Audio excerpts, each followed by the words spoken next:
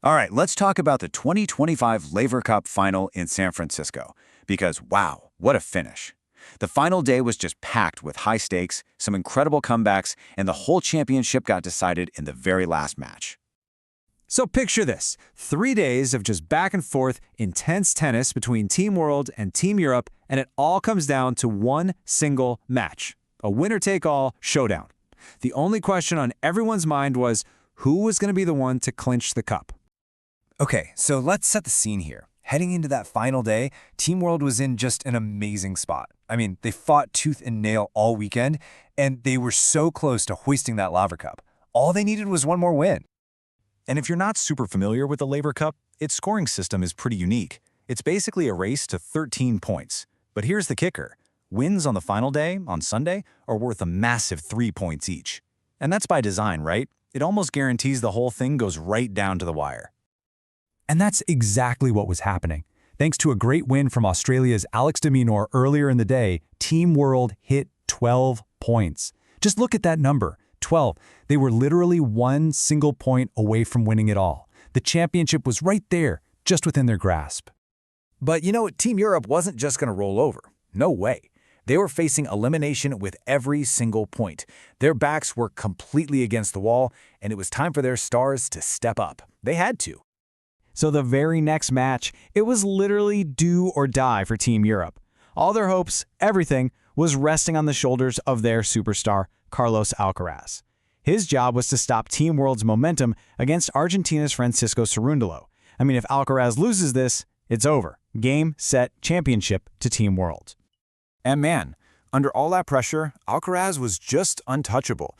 He came out and played with such precision, such power. He absolutely dominated that match. And it sent a really clear message. Hey, Team Europe is still here. We're still in this fight. And that win from Alcaraz, it had a huge impact on the scoreboard. Remember, Sunday wins are worth 3 points.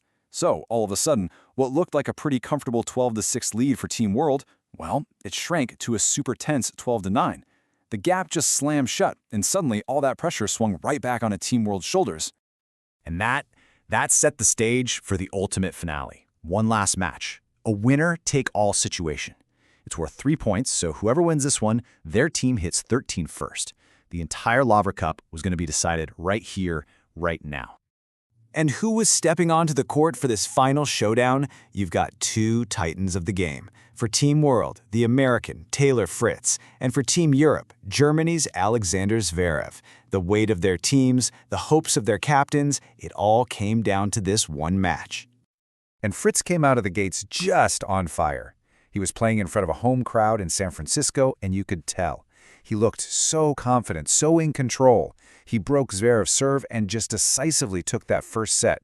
Team World was just one set away from the title. But right when you thought Fritz was just going to cruise to victory, Zverev dug in and showed why he's one of the best. He battled back, he found his rhythm, and he started matching Fritz's intensity shot for shot. You could feel the momentum starting to shift, and the tension in the arena was just getting thicker with every point.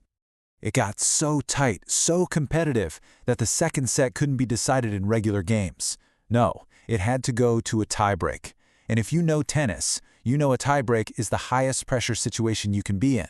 And now, it wasn't just deciding the match, it was going to decide the entire Laver Cup. But Taylor Fritz, he was just unshakable. In that incredibly tense tiebreak, he held his nerve. He was clutch. He closed out the match, secured those 3 crucial points, and just like that, with that final shot, Team World were the 2025 Laver Cup champions. The second Fritz won, the court was just flooded with his teammates. Total pandemonium, total celebration. And it was pretty clear this was more than just another tournament win for them. This was a statement. So yeah, let's break down what this victory really means. And you can hear it right from Fritz himself. We're going to have a fun night, definitely popping some champagne. I mean, you can just feel that raw emotion, that relief. After a weekend of insane pressure, it was all about pure joy and a celebration they absolutely earned. And this win really cements a new era for Team World. Think about it. This is their 3rd victory in the last 4 years. That signals a real power shift in this rivalry. And maybe even more importantly, it was a perfect debut for their new captain, the one and only Andre Agassi.